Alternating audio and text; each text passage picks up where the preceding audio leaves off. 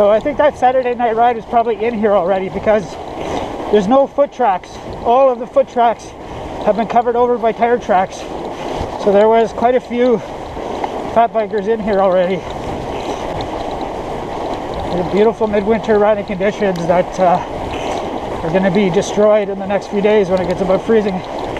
Well, in here it shouldn't be too bad because it's sheltered from the sun. Well, none of the fat bikers came through here since it got dark. Temperatures dropped to -21. Oh yeah, another thing about these straps is initially I had set them up, they were a snug fit, so they were kind of pushing down on my footwear. I found it was having a bit of a negative effect on their ability to keep your feet warm, so I loosened them a little bit. So if you have them on a tight fit, they can affect the insulating qualities of your shoe. Here we got the last bit of this trail is a really short, steep section to the parking lot of this trail system. And there was a big tree down. I haven't been in here for a couple weeks, so hopefully the tree is gone. But even so, with these fine grainy snow conditions, you might not be able to ride it. I checked one guy's Strava ride today through here. Really fit guy. His average speed for the ride was 12.4. But wow, that's kind of slow considering all the foot traffic that goes through here. But now I see why. It's the type of snow. Because now our average speed is 12.5. Alright, steep part.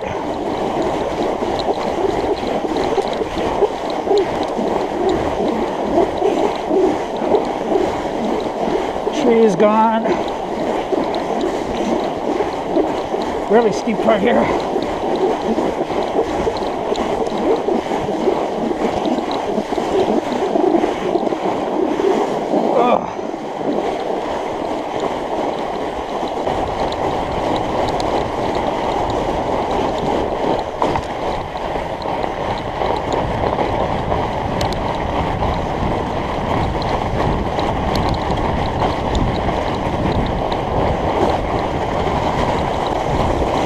Couple of vehicles in the parking lot where teenagers come to hide from their moms and dads.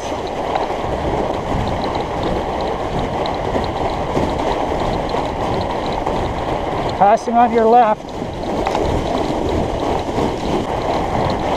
First time I've seen people walking in here at 9:58 in the evening at -20.5. Okay, we're at 56 minutes. So we'll start heading back. So most of the main trail goes up along the Current River, but at one point we will cross Current River and spend some time going down the other side of it because there's some trails on the other side. Almost a full moon. I don't know if you guys can see that at all. Probably not. Figured this would be way more packed down since it's been quite a number of days since the snowfall. It's pretty bumpy, human footprint bumpy.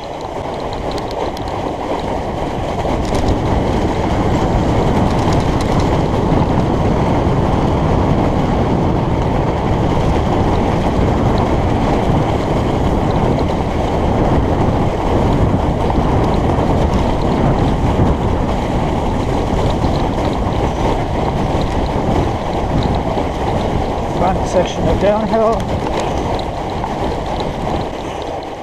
So now we're going to go down the section of trail that had tons of trees down. So if we're lucky, they've been cleaned up. Alright, battery died. So that battery lasted less than an hour, which isn't too unusual considering it's -20 out.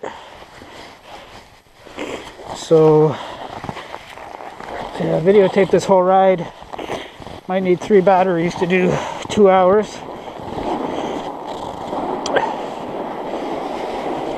It's generally how I make my videos. I turn the camera on to start and shut it off at the end. I record everything because you never know when something's going to happen. The memory card I have will handle 5 hours, over 5 hours of footage at 720p. I think 60 frames a second, 720p. So I did, a few years I did motorcycle vlogging. So I still have that channel up. It's called TheSuperMotoHooligan. So if you're into motorbikes, you can check that out. I'll leave a link. But we'd go on these, my riding buddy, we'd go on these all-day rides where we'd be out for 6, 7, 8 hours. I recorded everything, start to finish.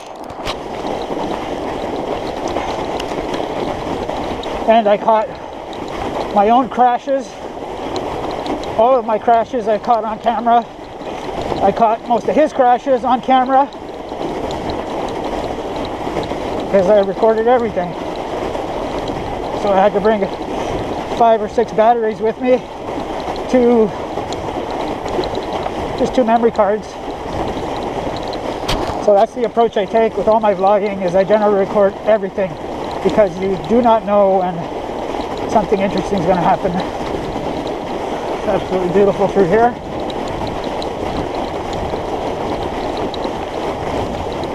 Like the trees have been cleared out. Photo op. Check that out. Actually, it doesn't look as beautiful as it could have if we were here right after the snowfall, but still looks pretty nice. And I really need to get a new camera because this is a freaking old camera, and I'm noticing other people's smartphone photos, especially in low light, they get way more detail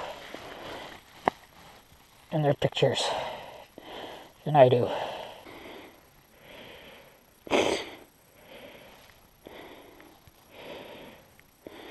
So I got my phone in airplane mode so the battery doesn't die on me.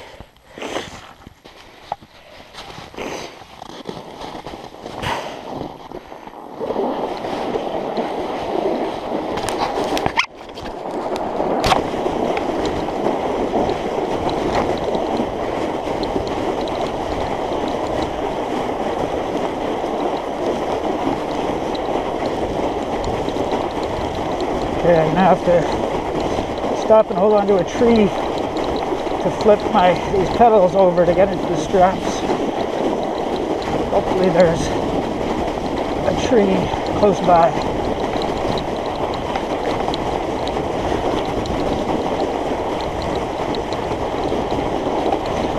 I'm surprised that fat bike crew didn't come down here. They must have thought that the trails were still, there were still trees across them.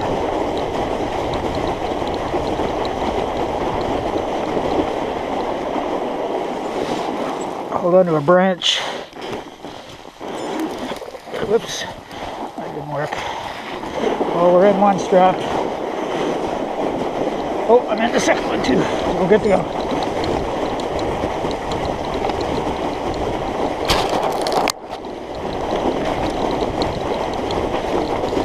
Beautiful.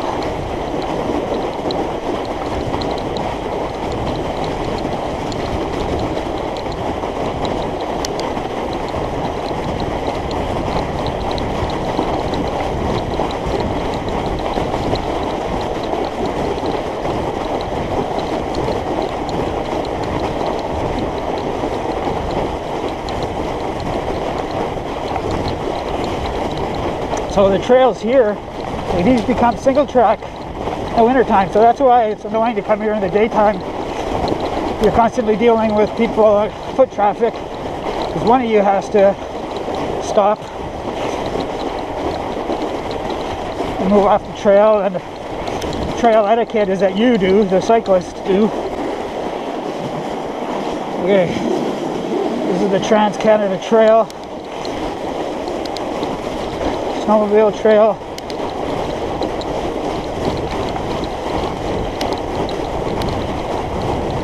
There's another group we have a parasitic relationship with, snowmobilers. We need them, they don't need us.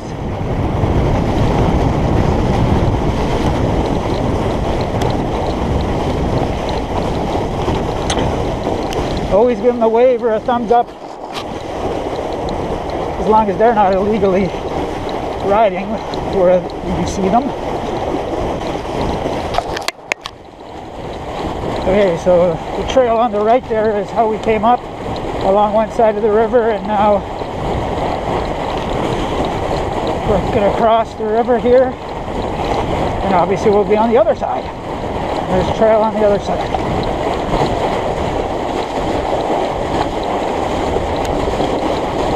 So as the crow flies, we're like maybe 5K from the city. So it's a total wilderness-like experience here. So yeah, one of my goals, like I said, is 20,000 kilometers this year. But my other goals, last season I had set a goal. There's this road called Lakeshore Drive. It's a secondary highway, 80 km/h speed limit, but it's got a big, nice paved shoulder on both sides, and it's rolling with just two, well, maybe three things you could really call hills. So you can hum along it at a really nice average speed. So there's a Strava segment going out each direction, and my goal was to average 40 km/h both ways. So about 20 kilometers each direction. And yeah, I didn't achieve that this year. One direction, I think I did 37.5 km/h. In the other direction, I did 36.5 km/h.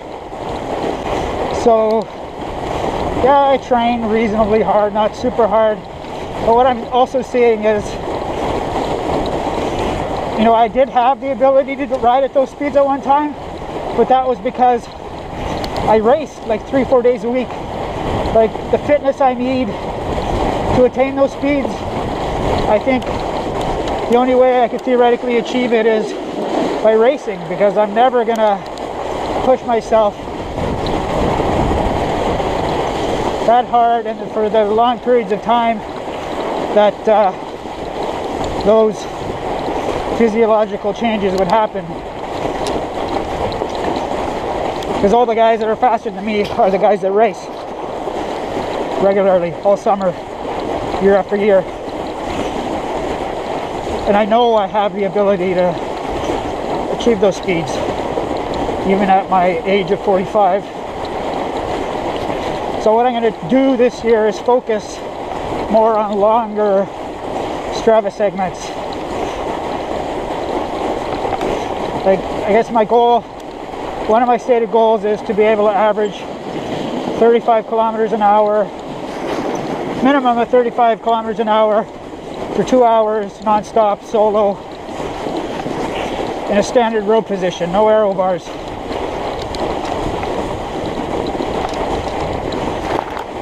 But I've been looking at routes where I can go non-stop for that long without having to deal with stop signs. I found a couple that are like 60-65K long, so those are the ones I'm probably going to use. I'll probably just say that those will be the routes I'm going to use. Both of them are, I think, between 60 and 65 kilometers, and both of them have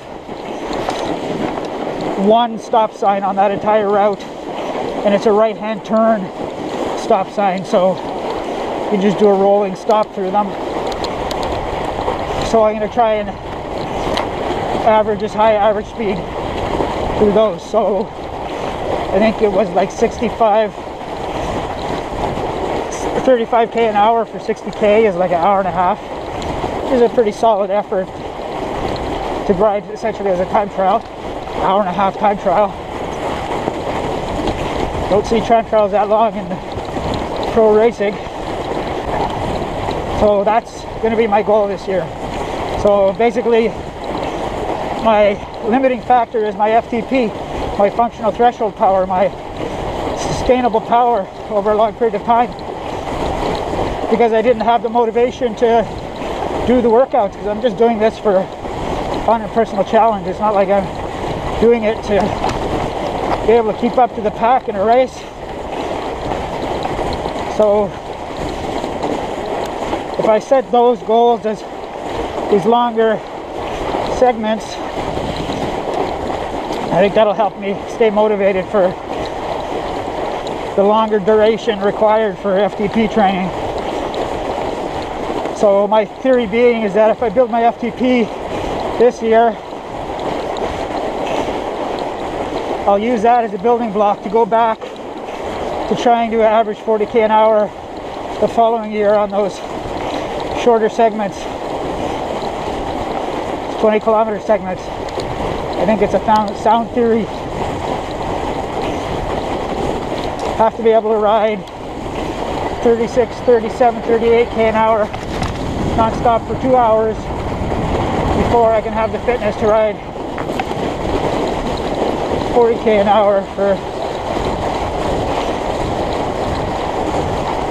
30 minutes without aero bars. So we'll see what happens, because I did buy aero bars. I might end up using them. It's fun to go fast, but right now the goal is to not use them. But the other thing is, an hour and a half in aero bars, it's a freaking long time. Very uncomfortable. It starts becoming very uncomfortable. I did some rides where I spent an hour in the aero bars, and even that was uncomfortable. And that was with a position that was oriented towards comfort as opposed to absolute pure aerodynamic efficiency. That I was comfortable and could produce power. Felt like I was producing power. And speaking of power, that's the other thing. Like, I still haven't bit the bullet on getting a power meter, because I don't know which bike to put it on. Like, theoretically you would put it on your road bike, but this is the bike I would ride the least, actually, my road bike. The bike that I'm probably going to end up riding the most and training on the most is my green Fargo. So I think it makes sense to put it on that bike. And then when I actually feel the need to use the road bike to actually potentially take a KOM or set my best time, I'll just use the road bike and a heart rate monitor and perceived exertion. Unless I buy pedals, then I need to buy road shoes. Someone needs to come out with a power meter, mountain bike pedal power meter. But for the price of a power meter, I can get a suspension fork for my Krampus to turn it into the trail bike that I want it to be.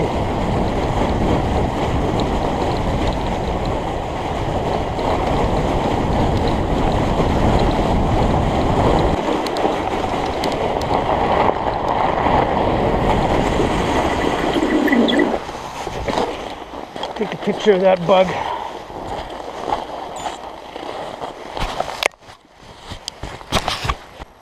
Assuming my phone still works, since it's minus 21.8, and this phone's been in my back pocket for an hour and 20 minutes.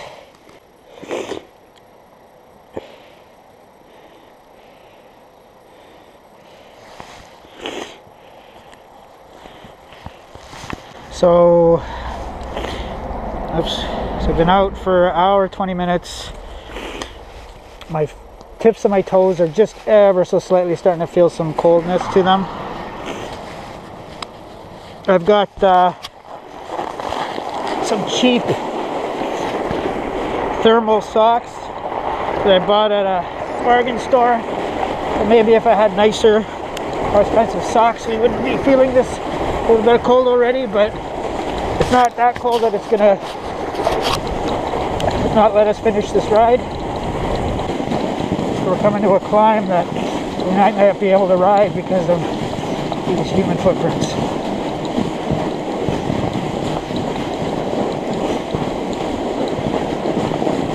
They let more air out of the tires. That would probably make a difference, but we're going to try and do it without having to do that.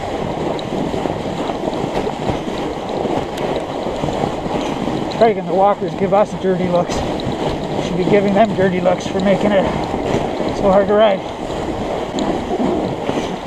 Cheating by riding into this ski track that somebody made. This isn't officially one of the ski trails, so I don't feel any guilt. Tire breaking through.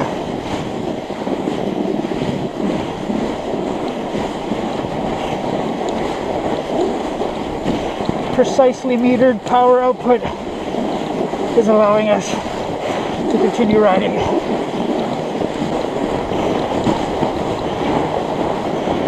Okay. It's becoming more difficult to ride.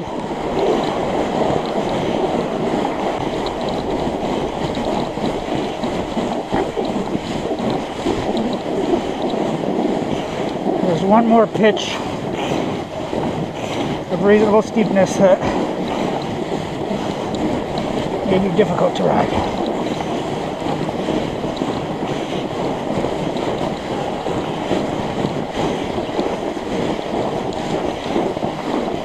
There we go, not rideable.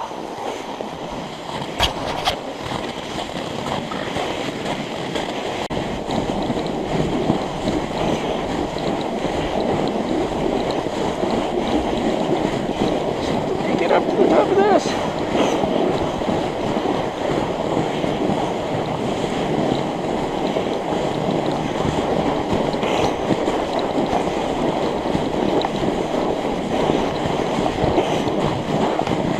Like I said, if I had stopped to let out tire pressure, it probably would have made a big difference. Could have rode that, but we no longer need soft tires. In another 100 meters or so, we won't need soft tires for the rest of the ride.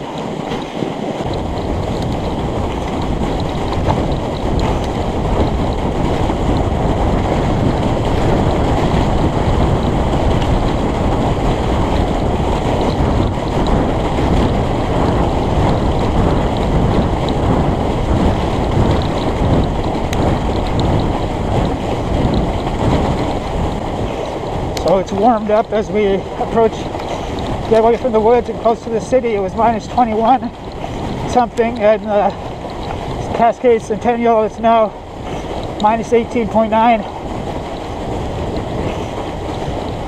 As we get closer to the shores of Lake Superior and its moderating effect.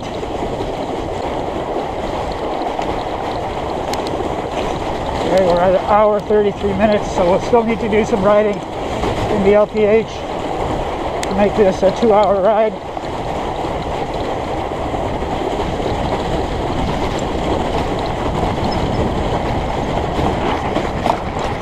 It's alright, the riding in there is reasonably fun.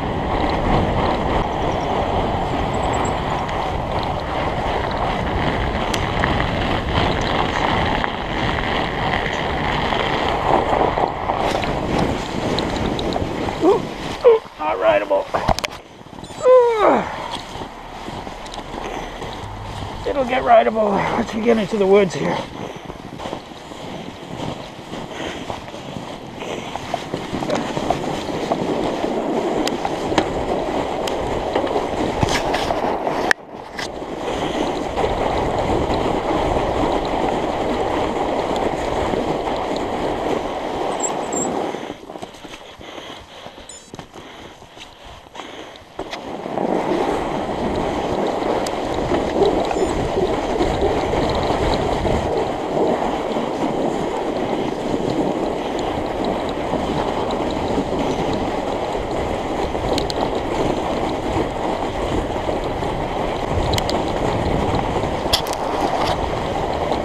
There's a little bit of single track in the LPH here. And in the wintertime, it's nice. It's beautiful.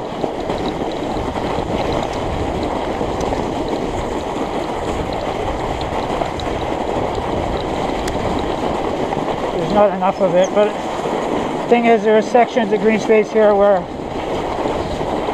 you could cut trails. You can make more trails in here if you made the effort.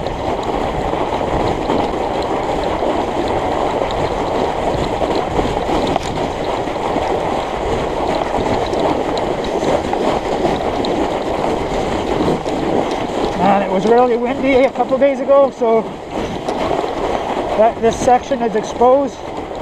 So this was wind-blown snow that the trail's been slowly packed down. Still not great. This is an open field too, so it was badly wind-blown. You can tell by just how bumpy the trail still here is.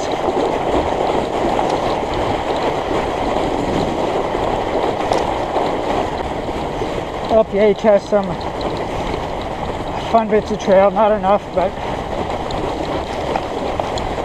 you can get here from my place in less than 10 minutes. Come here, ride for an hour, even do some interval work in here. Never have to use an indoor trainer and accept virtual kilometers, which I won't accept ever. Surprised how bumpy a lot of these trails are, considering the last snowfall was 3-4 days ago.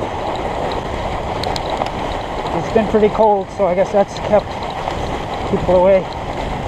Even though today was a very nice temperature, I think it hit -8 today. Section of single track, very short.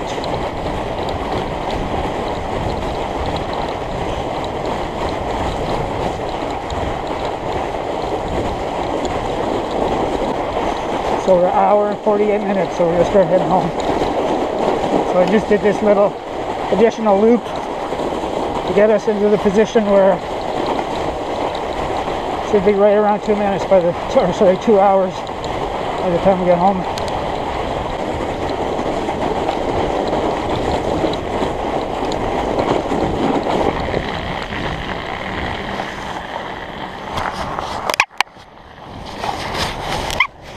Alright, so we left all our trail systems tonight and we're on the roadways home. So this street is just completely, totally hard packed snow. Not quite ice, but not far away from being compressed into ice. This is the kind of stuff that studded tires will still help you on.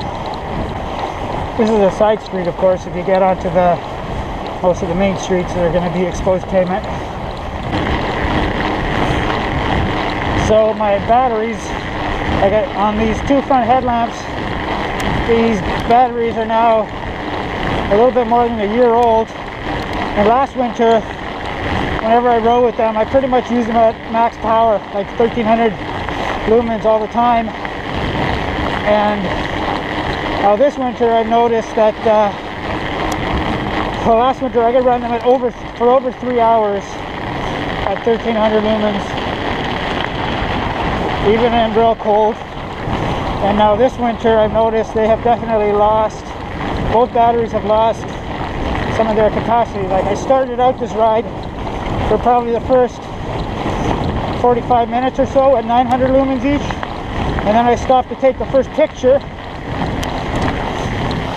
And I turned them up to 1000 lumens for that, take the picture of the trail, and I left, or sorry, 1300 lumens, and I left them on at 1300 lumens now for the rest of the ride, and they're already flashing.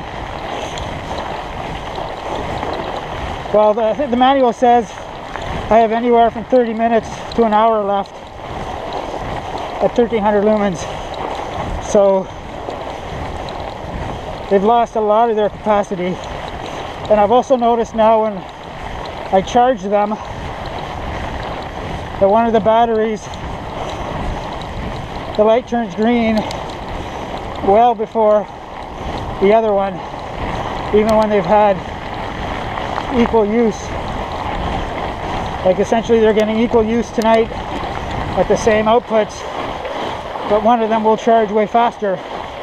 So I think there's less capacity there left to charge. So kind of disappointed that after a little more than a year of use, I'm already seeing a noticeable reduction. But these past 2 winters are the most serious that I've been about winter commuting and winter night riding. So this system, cycle light system, has gotten substantially more usage in 1 year than my previous system. But when I run them at 900 lumens for 3 hours,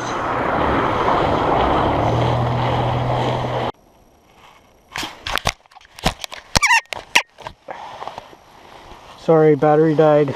Second battery died. Didn't get to finish what I was saying there, and I've already forgotten what I was saying. We're at 2 hours. It's going to take 3 batteries to get us through this ride. It's maybe less than 5 minutes before I get home. What the hell was I talking about? I was talking something about these lights. Okay, I remember now. Yeah, at 900 lumens, I can run them for 3 hours and still not get any of the warning flashes that I'm running low. So really, I should start doing that. Run them at 900 lumens. There's still plenty of light. I just usually put them up to 1000 when I'm going to take a photo.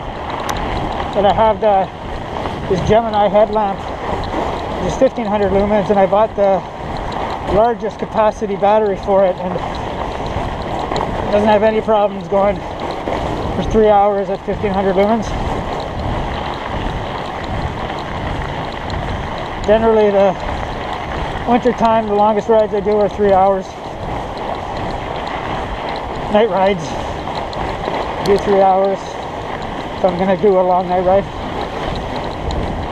Figure that's a decent amount of endurance to maintain. I maintain the 3 hour endurance all winter long. Once we get into cycling season proper, it's easy to add a 4th hour to that. You can comfortably ride for 3. Alright, so we're home. Been out for 2 hours, 4 minutes. 26.7 kilometers. Average speed of 12.8 kilometers, so quite a slow ride. Lots of slow conditions to deal with in the off-road sections. So, yeah, enjoyable ride. I think the temperature now is minus 17.6, so 10 kilometers as the crow flies from here, it was minus 21. So it's a fairly substantial temperature difference as you move inland away from Lake Superior.